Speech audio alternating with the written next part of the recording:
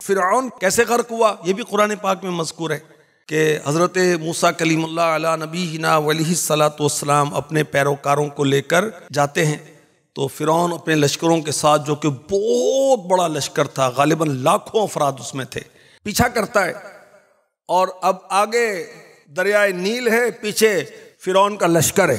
موسیٰ علیہ الصلاۃ والسلام کے جو رفقا ہیں، آپ کے کمپینینز جو ہیں، وہ پریشان ہوتے ہیں کہ اب کیا ہوگا، فرعون تو پہنچ گیا۔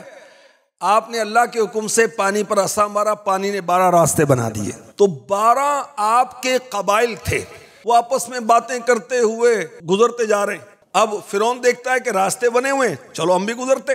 جب عین دریا کے بیچ میں پہنچا، اللہ کے حکم سے پانی زور و شور کے ساتھ چلنا شروع ہو گیا۔ فرعون اپنے لاؤ لشکر کے ساتھ غرق ہو گیا، برباد ہو گیا، فنا ہو گیا۔ اور جب اس نے ہلاکت دیکھی تو قبول ایمان کرنا چاہا، مگر اب تو پانی سروں سے گزر چکا تھا اور اس کو اس کا موقع نہیں دیا گیا، کیونکہ آخرت کا عالم اس پر ظاہر ہو چکا تھا۔ تو غیب کا معاملہ ہے نا، پہلے ایمان لانا ہے۔ جب فرشتے ظاہر ہو گئے، آخرت کا معاملہ ظاہر ہو گیا، پھر کیا؟